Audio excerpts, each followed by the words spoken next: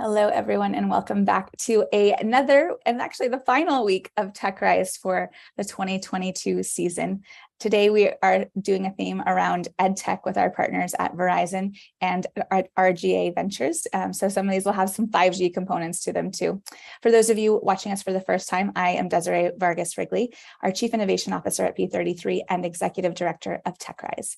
And TechRise is an initiative that we started in partnership with Verizon to support BIPOC and women identifying founders all the way from idea stage to exit. So each week we have 3 to 5 founders take the stage. They pitch their businesses for 4 minutes, followed by 4 minutes of Q&A from judges that are usually VCs or angel investors from all over the country. And then at the end of the hour, we have a winner, and today's winner will take home $25,000 thanks to Verizon. So with that, I'm going to introduce our very powerful judges. First, we have Gale Wilkinson joining us once again from Vitalize, where she is a managing partner, a seed stage venture fund, and angel community investing in the work revolution. Previously, she founded Irish Angels, one of the largest angel groups in the world. She has led $65 million in early stage deals across 125 startups, and her experience prior to VC includes founding 2 failed startups. I like that you proudly state that on your bio, consulting for new product launches with Nielsen, and strategy with Orbit. So nice to have you back on, Gale. Thanks, Desiree. And next we have Francis Rosenberg. Fran is a Chicago-based associate at GSV Ventures, and prior to joining the firm, he worked at Allstate, where he held roles in technology strategy, digital product management, and corporate venture. And he's also a member of the executive board of the associate board at Youth Guidance. So Fran, great to have you. Thanks for stepping in. And then our final judge is Chian Gong, partner at Reach Capital. She studied bioengineering at Berkeley and worked in management consulting upon graduation, but quit 3 years in to take a chance on a fellowship through Education Pioneers. This fellowship opened her eyes to the potential of young minds and the remarkable dedication that each teacher had for their students. From that point on, she knew she wanted to dedicate her career to education, and she's since worked in education consulting and impact investing, and is excited to now be working alongside a team of educators and entrepreneurs at Reach. Hello, thanks for being here. And I'm actually wondering if maybe I pitched you so many years ago. Were you at FounderCon? Yes, for Parachute. Small world. Yes. It just took me until now to make that connection, but nice to see you again. I won't hold it against you that you didn't fund me. Just kidding. Our loss, clearly. Clearly, no, I'm just kidding. No, it's so great to have you on here. Thanks so much for being here. All right, so with that, we're on time and we're going to get started with our first founder. So our first founder, Emmanuel with Skilbi. You can come on to the stage.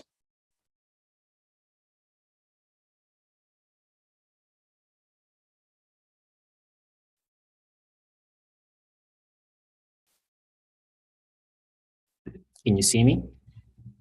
Yes. Awesome. Looks like you're good to go. 1 second. All right. Meet Macy, a computer science student from a non-target university. Currently, Macy is an incoming project management intern at Microsoft. Over the last few months, Macy has worked on 5 projects and has 6 close mentors and advocates. But before Skilbi, Macy lacked the relevant experiences that companies were looking for, and she was frustrated because companies were asking for 3+ years of experience for the role she was applying to. But let's look at the big picture. By 2030, Gen Zs will comprise 30% of the global workforce. That's going to be over 40 million people in the US alone. But studies show that 76% of Gen Z are not currently ready.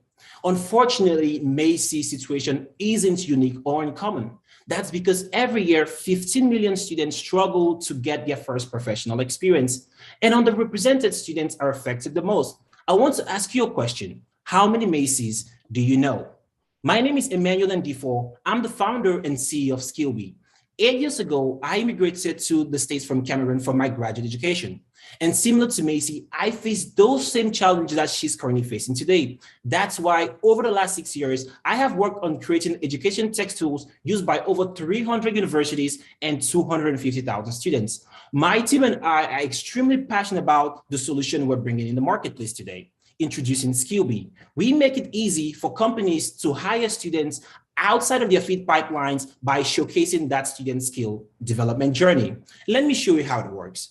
Students like Macy, frustrated and don't know what to do, come to Skilbi, they share their stories, and we take them through a few assessments where we're able to identify their interest and passion.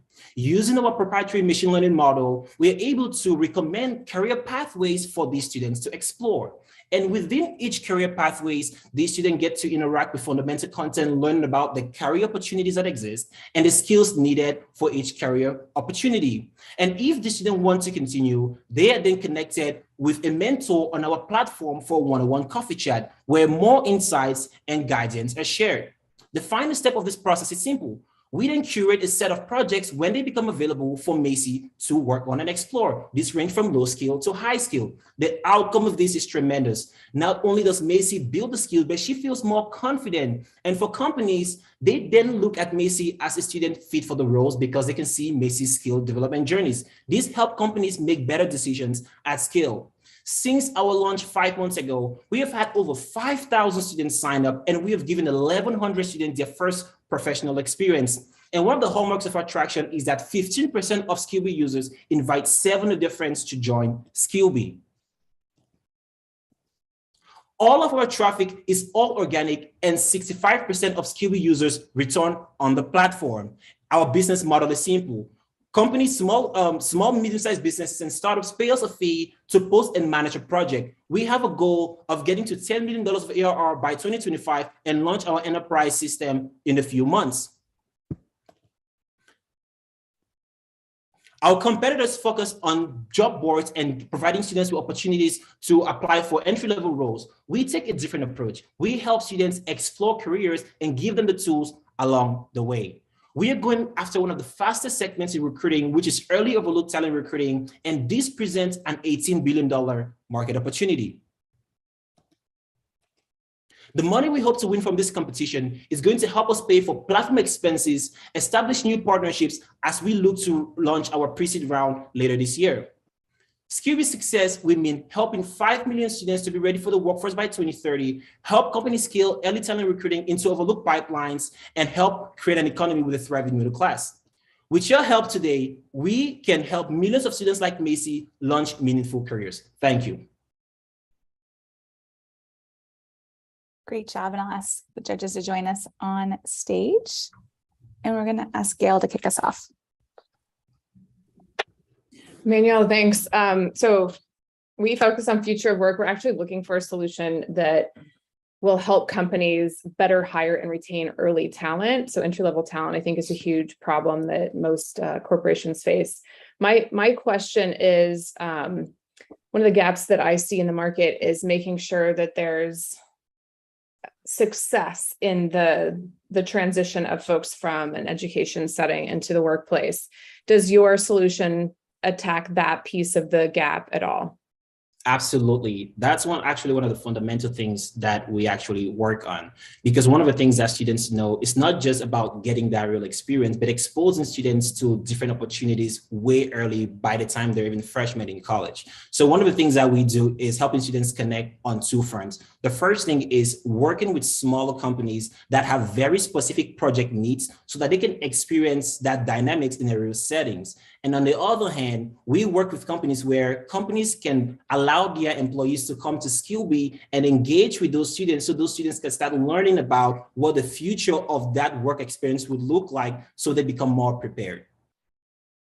Right. Thanks, Fran. Hey, thank you so much, Emmanuel. My question is around getting set up with your clients. How do you kind of assist your buyers in producing the right level of projects for your students and managing the program and stuff like that?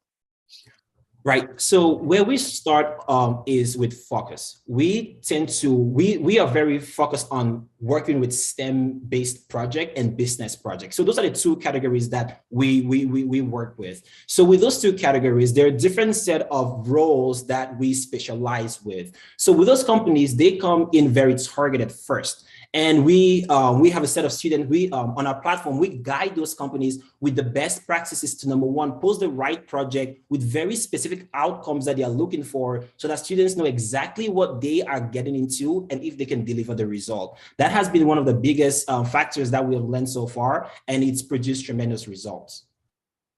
Chian? Thank you so much, Emmanuel, and very exciting to hear kind of the organic traction to date. I'd love to hear just a little bit more about the link between the university and your platform. Is there any sort of formal tie there, or is it more just that's an acquisition channel? Would love to hear just a little more there. Absolutely. And as you may know, one of the things that I've learned over the last 6 years is selling into universities is extremely difficult and a very long process. So when we started, we reverse engineered that whole experience. Instead of going to universities as our main acquisition channels, we went directly to student organizations. And that's where we saw the best traffic, because with every student org that we work with, over 80% of their users signed up. And what we are seeing, as you saw, is a lot of the students start seeing the experiences that they are getting on the platform and start inviting their friends. We have not explored a lot of organic traffic opportunities, and we know that with the right resources, the opportunities are endless. Great. Well, you have like 30 more seconds if you want to dive into any topics. Yeah, no, absolutely. So one of the things that I'm extremely passionate about is, giving students the opportunity to explore different careers. One of the things that we have seen, especially with computer science students, is when they look at their careers, they think about their careers in the box. I am a computer science student, and the only pathway is probably technical project management or me being a software developer. But what we have seen is when we expose students to what even regular project management looks like, what product management looks like, and give them the tools to see if that's a good fit. I gotta cut us off. I'm sorry, I gotta be fair. Sorry about that. All right, thanks so much. And you can cover it if you want in the chat after. All right, great job, Emmanuel. And next we're going to invite Luciano Oviedo onto the stage for LearnHaus.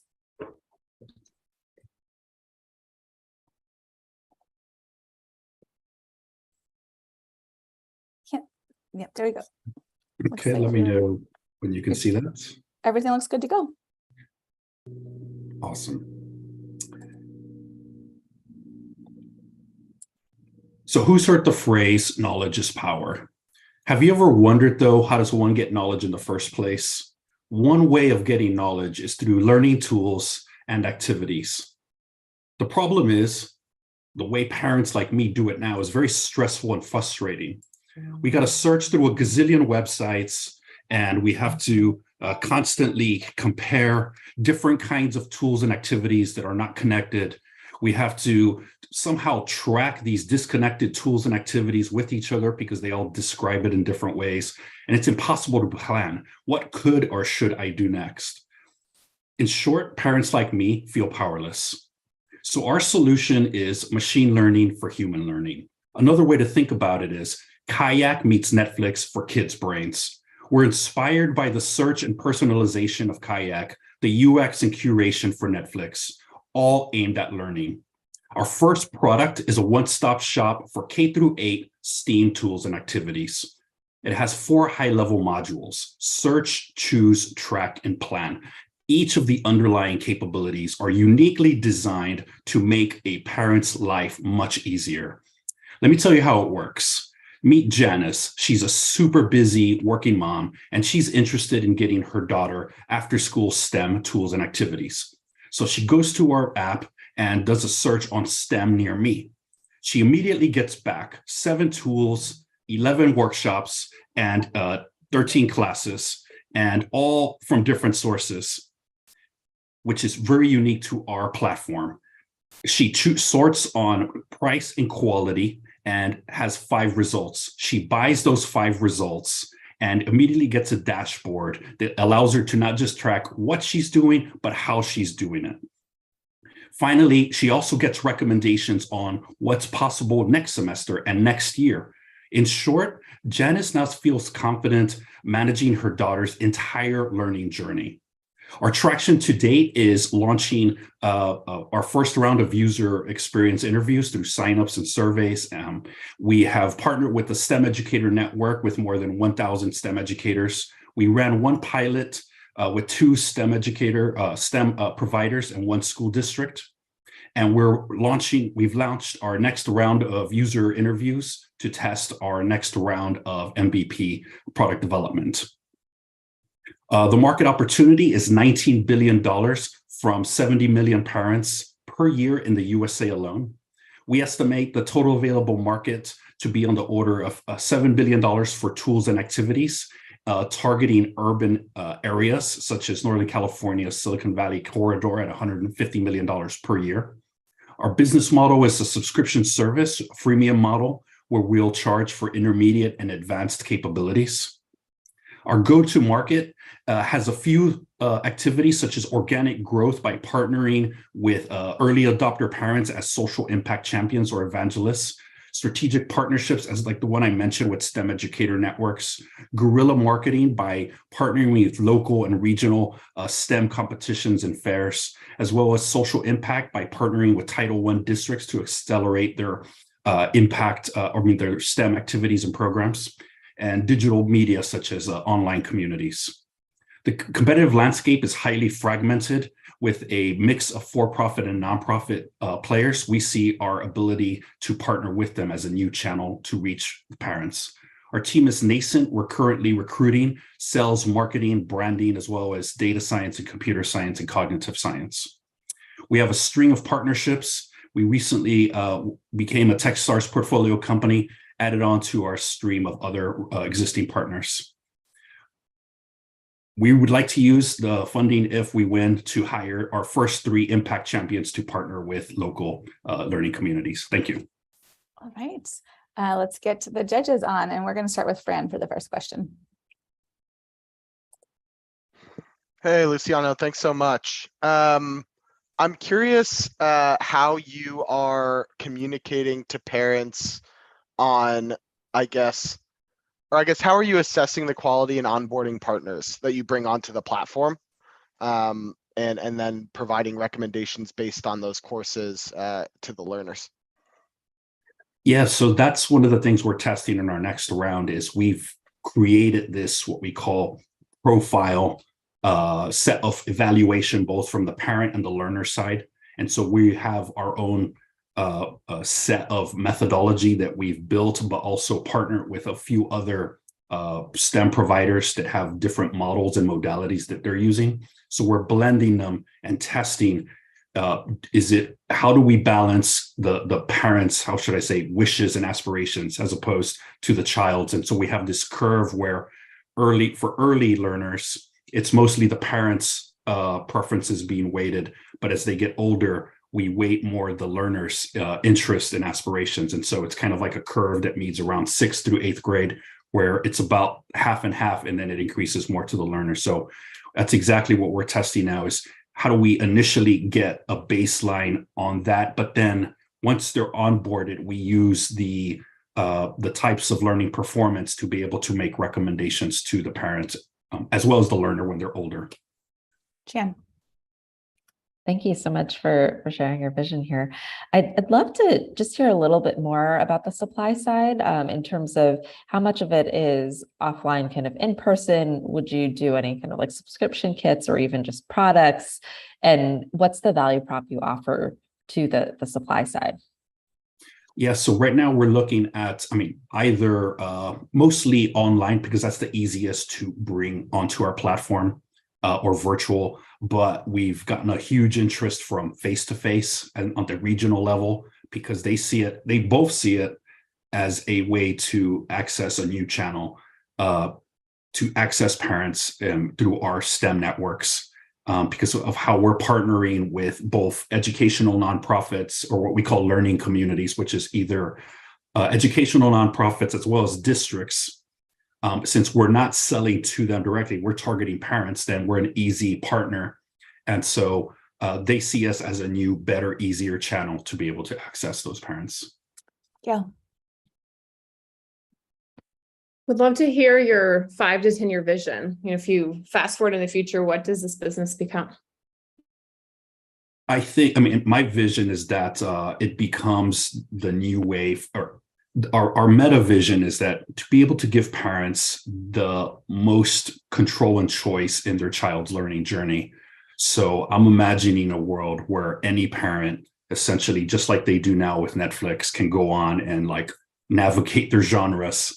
They navigate their child's learning journeys and are kind of building these journeys and saying, hey, let's try out this theme around STEM or STEAM, or let's try out this around the humanities and literature. And so it just becomes normal for them to easily be able to find the right learning tools for their children. And so as opposed to today, that is a very broken, painful thing to do. So in this future world, it becomes seamless and easy.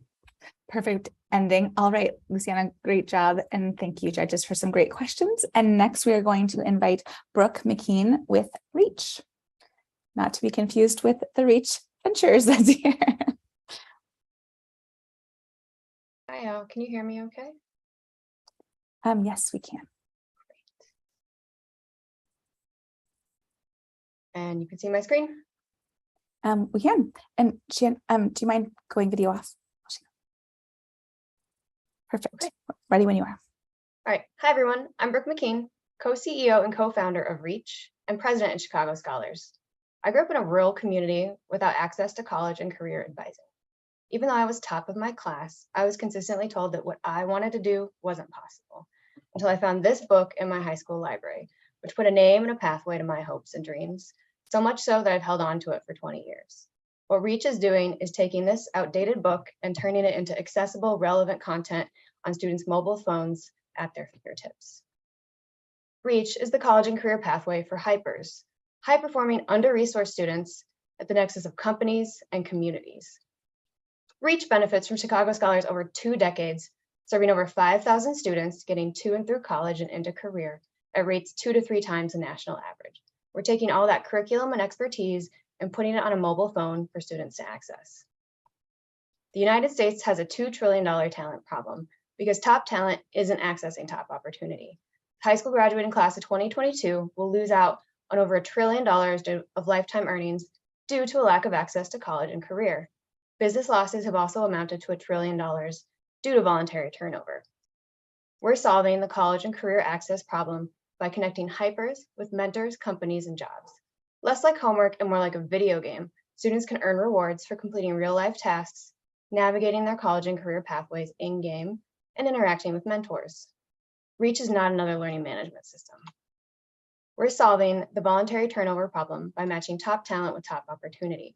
Unlike Handshake and LinkedIn and other recruitment tools, Reach provides recruiters with prepared, diverse, and curated talent that's been supported on platform to be successful in their roles. Both recruiters and students can access what they need to achieve their goals. We know that there are 1.6 million hypers, their families, and their support networks per year that could benefit from Reach. And our best source of revenue is connecting companies to top-performing diverse talent. Our pricing model has been reviewed by external consultants and offers a competitive $7,000 per year as entry to the platform. Reach can also access multiple markets. Colleges and companies can put their logos in the world, build out custom offices or campuses for students to explore, or even design custom clothing lines. Community organizations, high schools, and colleges can provide Reach to their students for a nominal fee. We're on track over the next 3 years to bring on 150,000 users and $4 million in annual revenue. Our traction to date has been significant. We have a 90% adoption rate of high school students and their mentors and 3,000 total users on our platform that was launched last year as a beta product. We brought in $300,000 in internship placement fees from companies and posted over 300 jobs, all before we launch our new product next year. Leveraging our hundreds of Chicago Scholars partners, community organizations, corporations, and colleges, we're on track to bring on 10,000 users next year, and the funds from this competition will help us with user engagement and our go-to-market strategy. Our founders are experts in technology, operations, and education. We also have the advantage of Chicago Scholars' intellectual property, and our technology vendor has over 22 million users on their platform and a video game for public schools. And even though I was told what I wanted to do wasn't possible, I went on to manage multi-million-dollar organizations across the globe. Every student should have access to the resources they need to achieve their goals. Our ask is $5 million over the next 3 years to provide students a pathway to increase earnings from every city, town, and rural community across the globe. Thank you. Great job, Brooke. And we'll bring the judges back on. And I feel like we should start with Chian anyway. It's worked out, but that's the name. Go ahead. Oh, you're muted. Sorry. Sorry, I will get better at muting and unmuting. That's okay. You can keep it unmuted. Fine. Love the company name, obviously.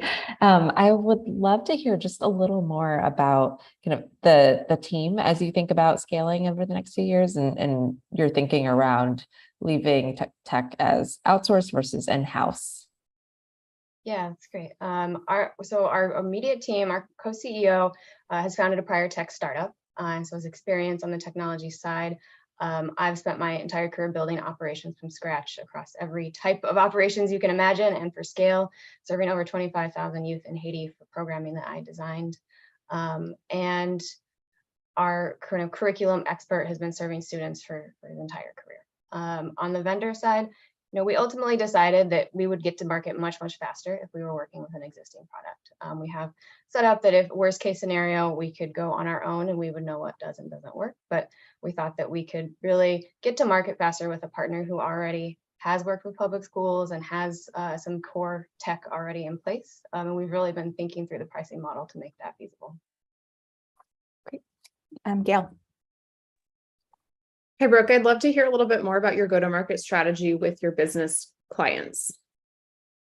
Sure. So we really have the advantage of Chicago Scholars' existing network. I mean, every other week, another company comes to us and says, we want more diverse talent. We want more high-performing talent. And so we're working with our existing over 100 corporate partners to be able to promote the existing product, test it out with them, and build out features that we know that CHROs and recruiters really need. Fran. As a Chicagoan, huge fan of the organization. So thanks for all Chicago Scholars has done for the city. My question is on the supply side, and of course, Chicago Scholars has a great way to select candidates, as I guess you called them the acronym. How do you ensure, as you expand beyond the Midwest into other markets, and it seems even globally, that the students are of that caliber and therefore going to deliver value to your enterprise clients? Yeah, that's great. So our first plan is to work through other community organizations. We have cities in Detroit, Joliet, throughout the country calling our CEO saying, we want to duplicate your curriculum with our students. And so we'll have community organization partners that help us with vetting the high-performing students to get on the platform. There will also be the additional support through the platform to ensure that it's successful for their roles. And so we're scaling first through our network in the Midwest, and then as students go off to college across the country, encouraging those peer-to-peer referrals. And high performers tend to connect with other high performers to bring onto the platform. We have time for another question. Does anyone have one? What are the ownership dynamics with Chicago Scholars? Yeah, so the intellectual property from Chicago Scholars, we're working with lawyers right now to ensure that's set up and transferred to Reach. A part of the Reach's income will go back to supporting and sustaining Chicago Scholars. I think part of the value proposition is that we'll have a nonprofit that can be sustained and scaled long-term without philanthropy, but also setting it up in a way that we can bring value and profit to our investors.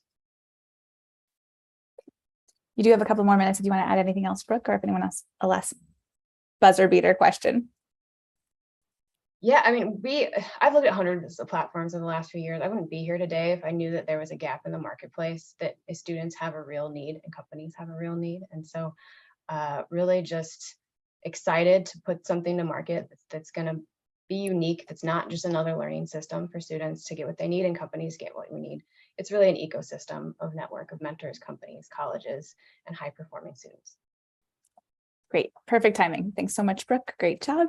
And next we are going to invite James Kim with AlumSum.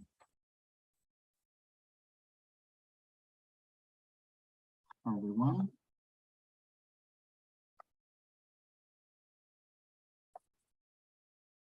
Can everyone see this? Yep, you're good to go. Am I coming in clear? You're a little quiet, but we can definitely see. Okay, great. So my name is James Kim, and I'm the founder of AlumSum. If you're like me, you had to take out a bunch of student debt to help pay for your education, and you understand how overwhelming it is once you have to pay down all of that student debt. Borrowers' student loans are scattered everywhere across a number of different financial institutions. And because of that, there's a lack of planning and also a lack of understanding. We also realize that there is just a very small percentage of the student loans that are refinanced at a lower rate. And so what we've done at AlumSum is we've built a student loan management platform that aggregates a borrower's entire student loan portfolio all in one place. We've also built tools that help borrowers really visualize the impact that they can make on cutting down their payment timeline and saving on interest over the life of the loans.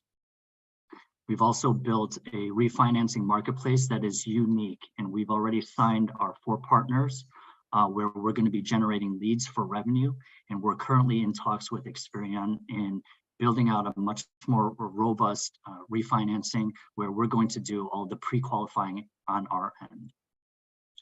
We all know that the student loan issue is a huge financial problem in this country.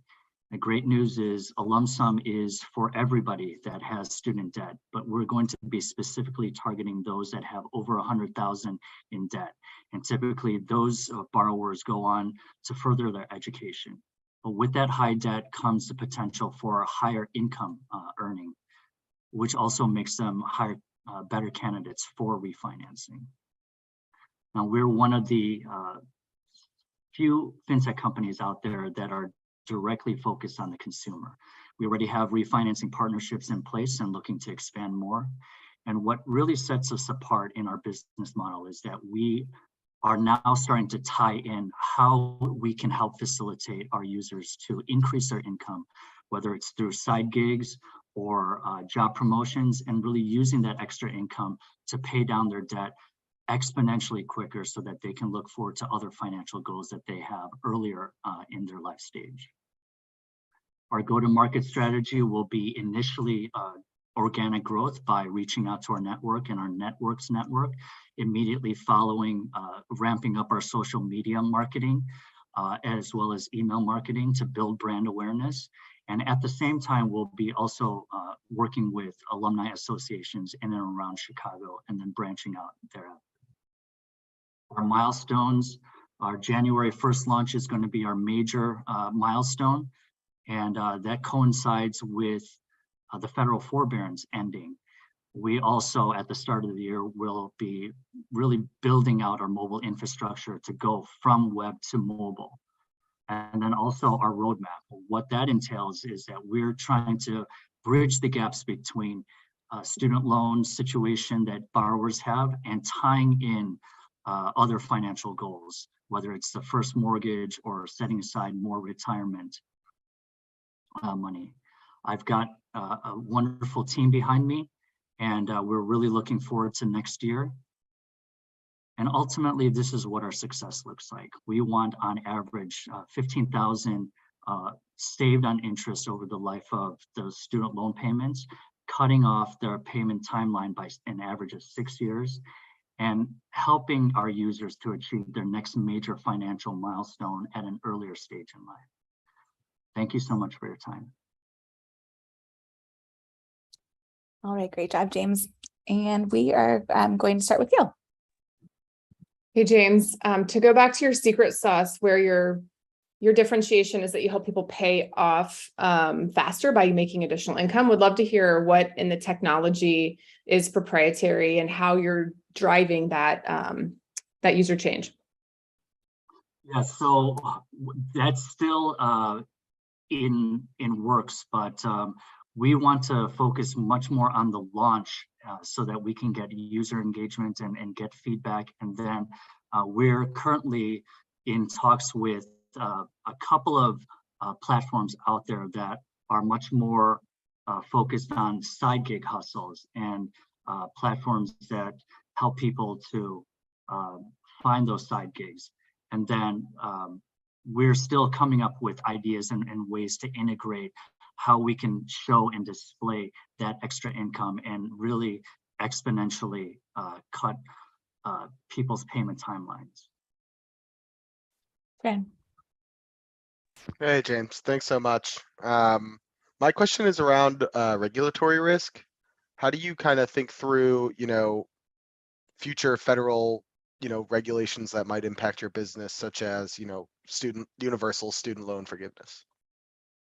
Right. Well, I mean, I think the big example right now with that 10,000 forgiveness from the Biden administration, I think one thing that we've thought through is that our target demographic has over 100,000 in debt, right? And so that forgiveness really doesn't affect our target demographic.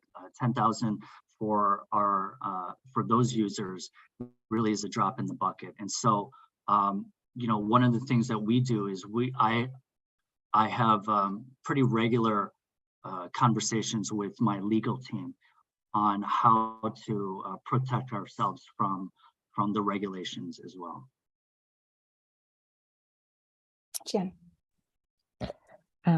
Very exciting to hear you're tackling this important problem. I'd be curious to hear just a little bit more, given kind of you're at the early start of this journey, like what is the biggest unknown in your mind that you look to prove out in the next 12 to 18 months?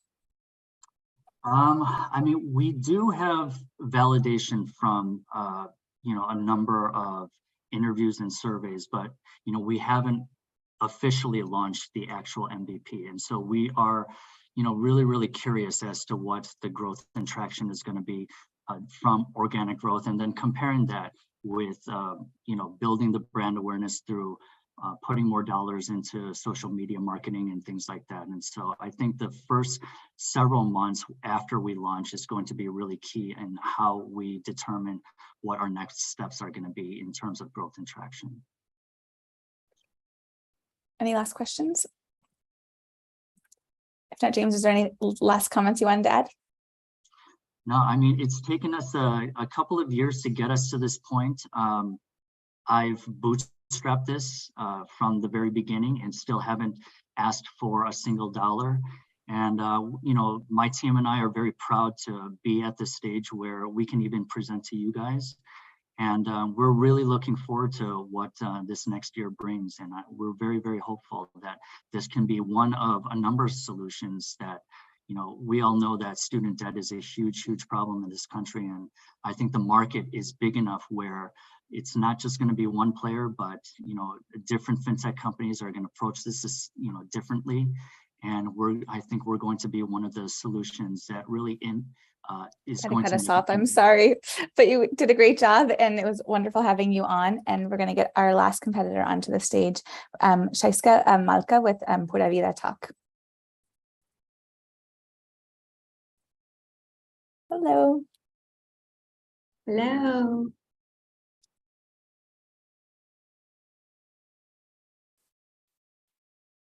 All right, looks like we can see everything. Hola, buenos días o buenas tardes. Yo soy Pura Vida Talk, and we speak Spanish. No, we also speak Spanish. We teach Spanish by integrating Hispanic culture. So Hispanics are the fastest growing population in the United States. 75% of the US population are monolingual, means they only speak one language. 1 of every 4 children under age is Hispanic. El problema. Non-Spanish speaking parents wish their kids will become bilingual, but there is a bigger problem. A critical period for language acquisition is before age 12. After that, it's very difficult to learn a second language. And only 25% of elementary schools in the United States offer foreign language classes. We have created Pura Vida, a Spanish program that blends conversation and cultural awareness to increase language fluency. So our program has 3 pillars. The first pillar is live classes with native Spanish speakers. Research has shown that human interaction is essential while learning or reinforcing a second language. Our live classes are supported by our curriculum. And of course, it's inspired by Hispanic culture content that makes learning fun, engaging, and most importantly, authentic. So there is a substantial opportunity to build this to build in a market of from kindergarten to 8th grade in the United States. But our initial serviceable market, it's the state of Illinois. Our to-go market strategy starts with schools for district and co-schools, homeschool students. And then here's a little summary of the traction that we have so far. With testing viable product last year in 2021, and we determined that it was necessary to build more lessons in our own curriculum in order to start to tackle this problem. In 2022, this year, we're so proud to announce that we have prepared more than 300 virtual lessons and over 1,000 resources. We have led some customers, local, state, global, and we are anticipating to close some of those deals at the end of the year. So we have reached him, we have got support, we have empowered our Hispanic community, I have connected with local organizations. And if we are selected, I would like to utilize the TechRise funding to have some traction, to have the opportunity to reach more parents, schools who are looking for immersive Spanish classes, and improve our marketing and audit our website so we can improve our message. If we have that traction, we're able to impact 10,000 students with more than 400,000 classes. Our competitive differentiation is that Pura Vida Talk, it's focused in Spanish and children, and we have our proprietary curriculum revised by the educational psychologist. Why now? Why us? Why not? Bilingual education is necessary now more than ever to prepare children for a multicultural and diverse society. My name is Shaiska Malca. I'm an attorney, I'm a DEI advocate, and I'm a proud mother of bilingual twins. My team is a purpose-driven team with a strong background in education, linguistic, and special education. And then I think in Pura Vida, it's an opportunity to help equip children and connect and succeed in this diverse and globalized world. Thank you so much. Great job. Don't take a breath. You did wonderful. All right. Well, judges, we're going to bring you on, and Fran will have you kick us off. Thanks so much. My question is around like the pedagogy of the courses. Are they synchronous? Are they asynchronous? Are they cohort based? Are they one-on-one? And kind of how do they fit into the average school day? Is it after class or during class, stuff like that? Well, that's a long question. So basically, synchronic is 101 with a cap of maximum 5 students per class, 25-minute class. So that's the model. After school program, it could be an after school class, or it's designed also for homeschool parents that are unable to teach Spanish to their children. So what was the other question? All right, Chian? Maybe I can build on that and ask a follow-up, which is just a little more around what you've learned to date in terms of how families engage. Is this something they do once a week, daily, and kind of what is your ideal customer profile? Is it kind of families that have no native Spanish speaker at home, or one where like they want their children to be more connected, and this is like a formal way to re-engage on Spanish? Yeah, it has been a little interesting because our culture, unfortunately, it's a culture of monolinguals. But I mean, I wish that would change with the increasingly diverse society that we have so far. So in order to learn a language, I don't know if any of you have learned a second language, but you need 3 things: practice, consistency, and exposure. And I have those to provide.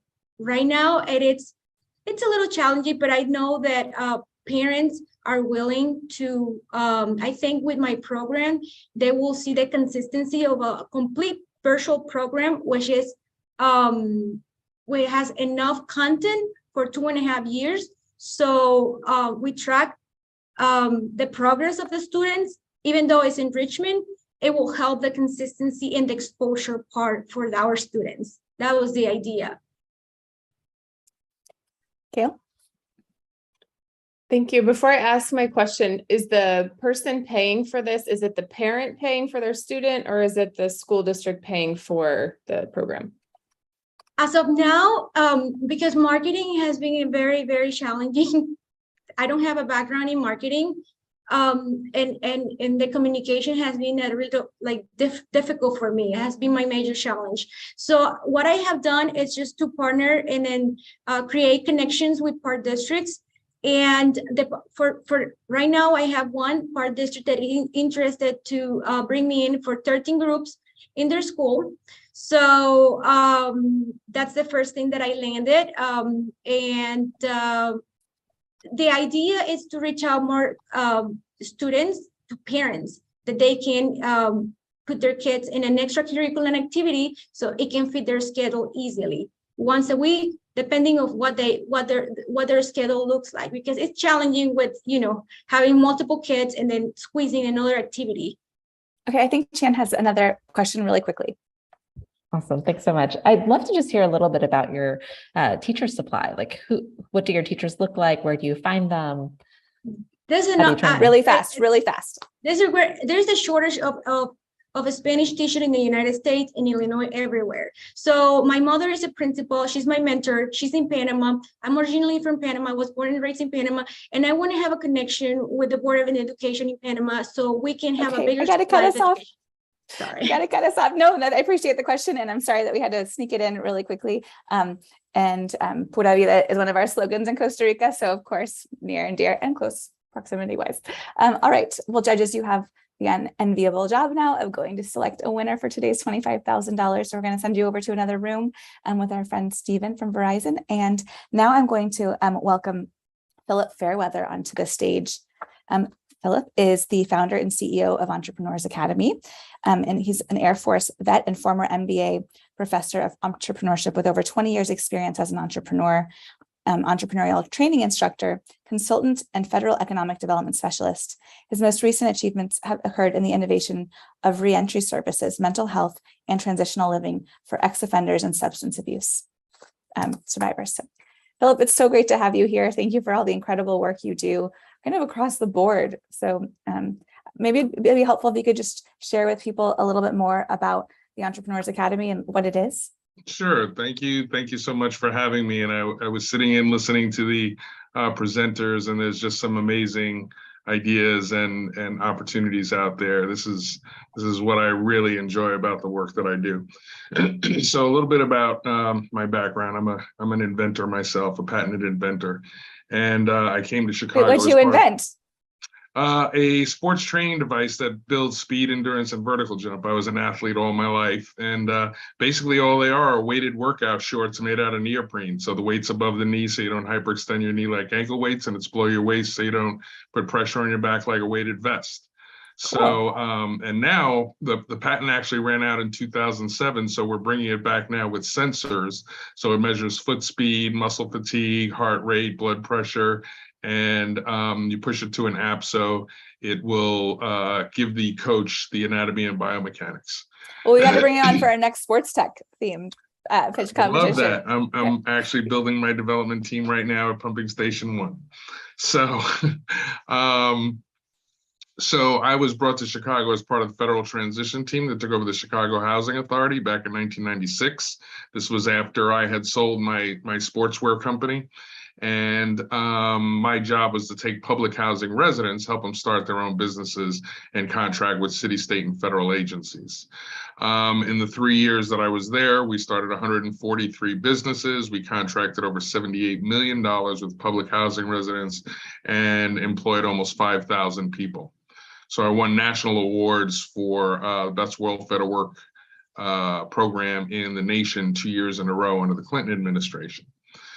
So that's when I got bitten by the social service bug, and I realized that these communities, all they need is a little bit of opportunity, and they can compete in the general economy just as well as anybody else. So took the programs to the Urban League, then to the state of Illinois. We ran them all around the state for Teen Reach programs. And then I had the opportunity to bring the programs to a transitional living facility down in Dixmoor just before the pandemic hit, and they were trying to get all the low-level offenders out.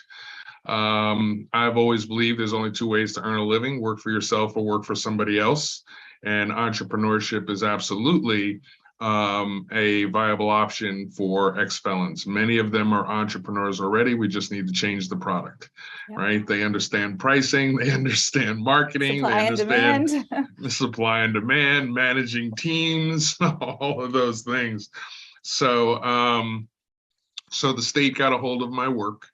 And one of the things that I started doing that's different than most of the other programs is I started weaving mental health into all of the curriculum, because entrepreneurs of color struggle with stressors that a lot of other communities don't struggle with. You know, if they're going to work and have to lock themselves behind 2 inches of bulletproof glass every day, that's practically incarceration. You know, if there's gangbangers hanging out in front of the shop, they're worried about violence being perpetrated on the street and people fleeing into their stores.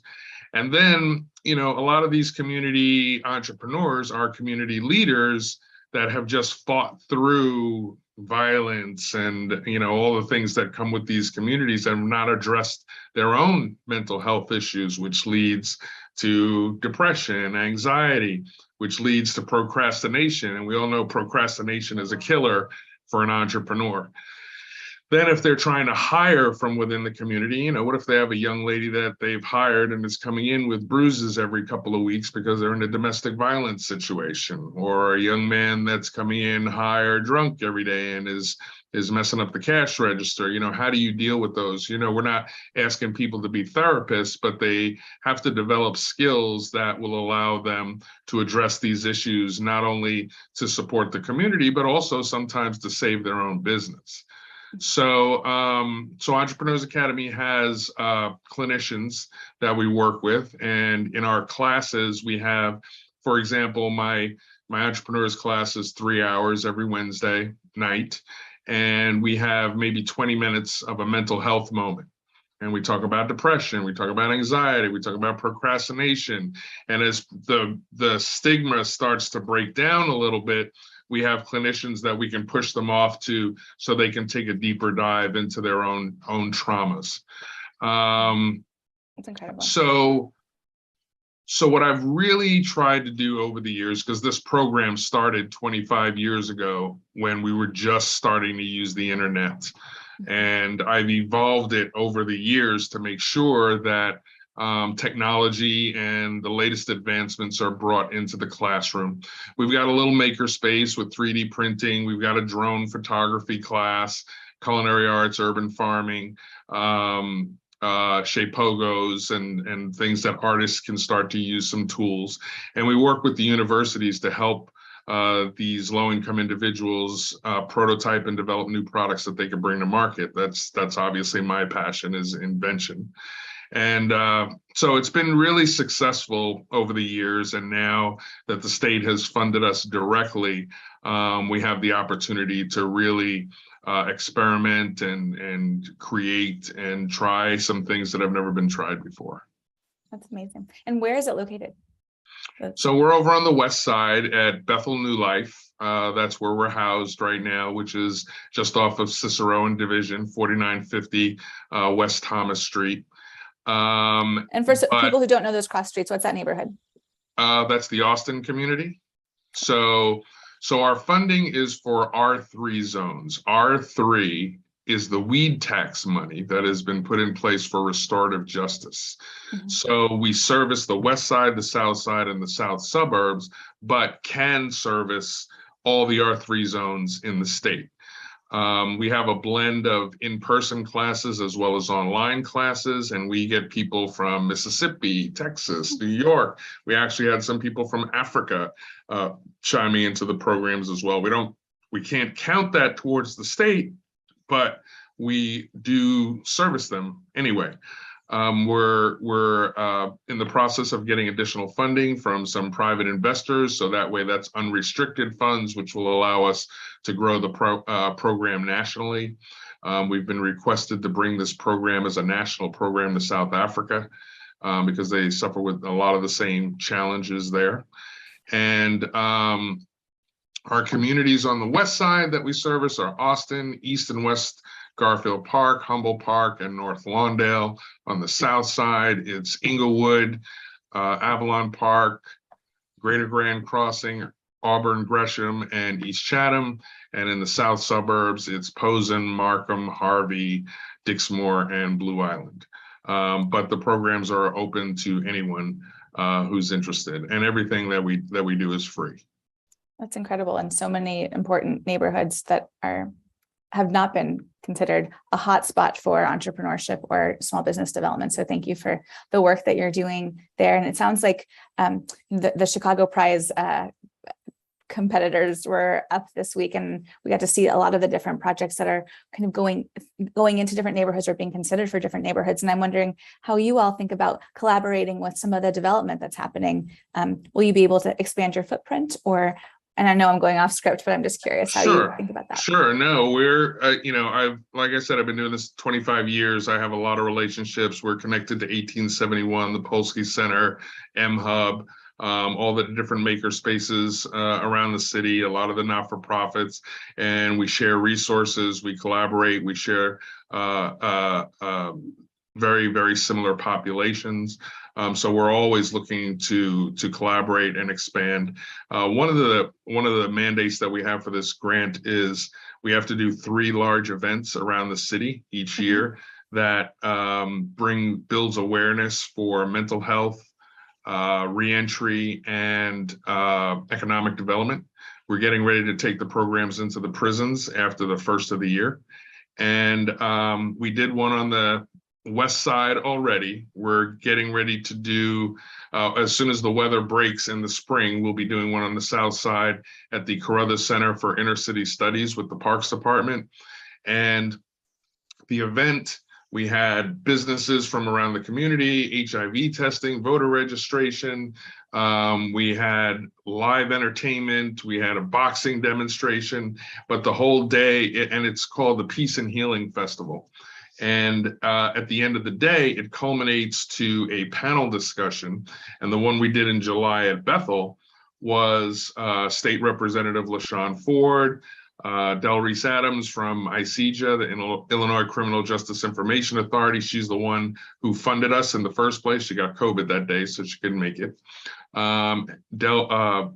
Dr. Nika Tapia, who was the former female warden for Cook County Corrections, and some youth that had violence perpetrated on them, or they had perpetrated violence as well. I was on the panel as well. And it was a conversation with the community to come up with solutions and a pathway towards addressing violence, mental health, and reentry in our communities. So we'll be having it at the Carruthers Center, and then we're looking for a space down in the south suburbs. We're working with Cook County Housing Authority and the Chicago Housing Authority for that third location. And then we're going to bring all 3 communities together by the end of next year to have a larger discussion on, how do we move forward on these. So we're just building the awareness now, and then circling back for the solutions towards the end of the year.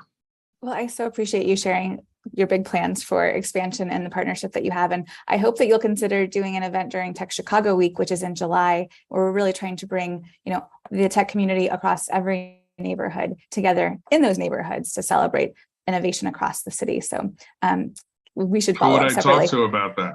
P33. You should talk to me and to Claude. So we will make sure we get that. And then we also, I know this is like biz dev in the middle of a pitch competition, but we should follow up about a partnership with more TechRise competitions too. So it'd be great to have you back on and to work with your team. Thank you for spending some time with us today, and congratulations on all the impact that you've been able to have in this city and nationally and now internationally with your work. Thank you so much, and good luck to all the competitors. Yeah, well, they're coming back on now. So I'm going to invite the founders back on, camera on. Feel free to unmute. And then judges, you want to come back on and let us know who's going to announce today's winner? I guess the honor has fallen to me. And thanks for having me as a judge alongside Gale and Chian. It was awesome to hear everyone's pitches. You should all be super proud of all the thinking you've put in and visionary leadership you're delivering to your organizations and, quite frankly, you know, our country and world.